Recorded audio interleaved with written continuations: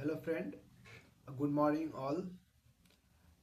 Today I'm going to talk about India's basically one of the accounting standard which is applicable to company and not to all company but certain specified company it is applicable. That's I'm going to talk. So uh, basically what is India's like uh, we read okay in that previous accounting these all things. No, this is a part of accounting only, but it is a what we call a standard one. Like in India, people used to follow for the small company AS, so means accounting standard those basically only follow in India basis, and India's which is follow all over the world accounting standard. And so now I'm going to tell you about to which company India is applicable, what is that threshold to it is, or it is applicable to all company, private, small, or it is or it is once it is applicable to company, then it will then it apply forever, and or it is applied to banking company, insurance company, like that I'm going to tell you. So we will start with threshold, or we will start with threshold only. Okay,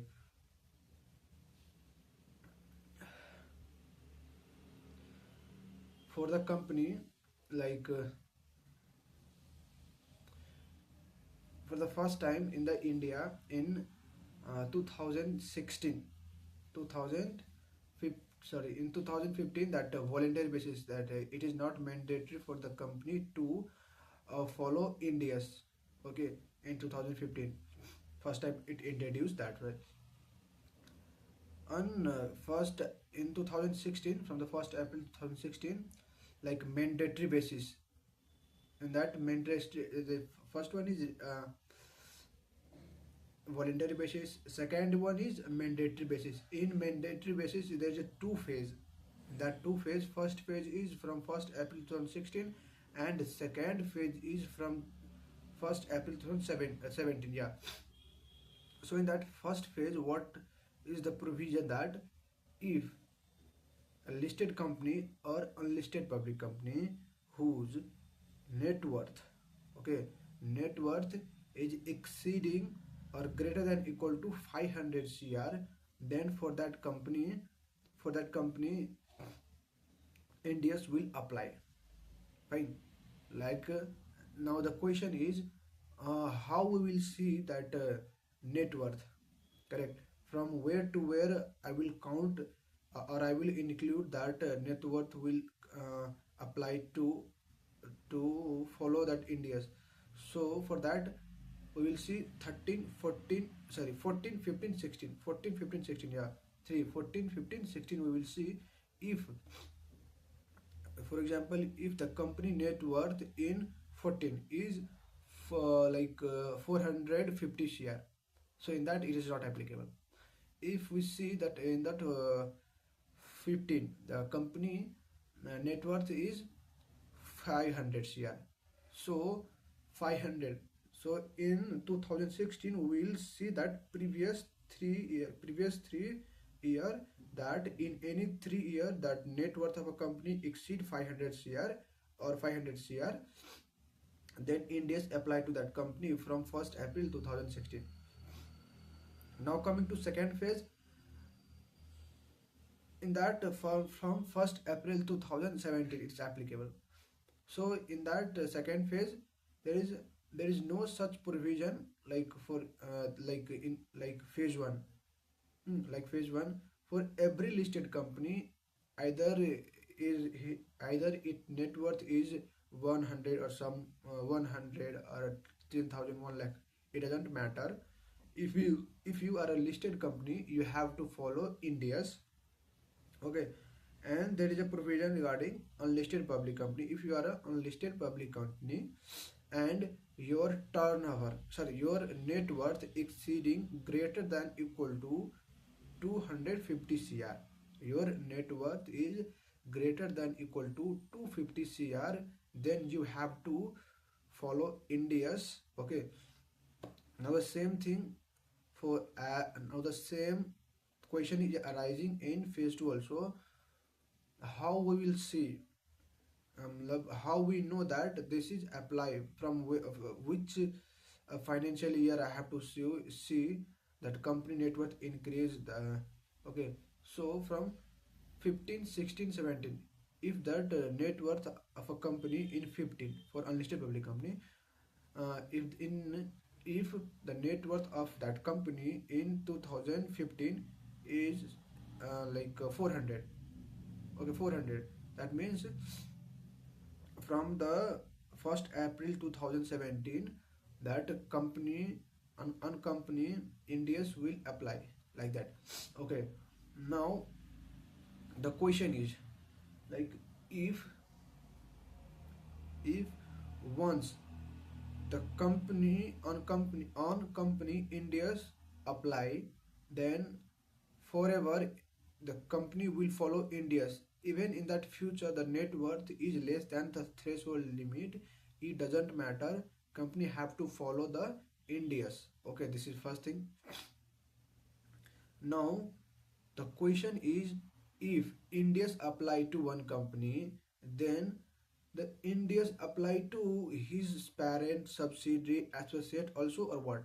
Then the question is, yes, if one company and one company, so that for its subsidiary, holding, associate, uh, this one India's will apply. But for subsidiary to subsidiary, that India's will not apply, means fellow subsidiary, that India's will not apply. But for the purpose of consolidation, that India's, for the purpose of consolidation, that company has to make it financial according to India's. Okay, now this is fine.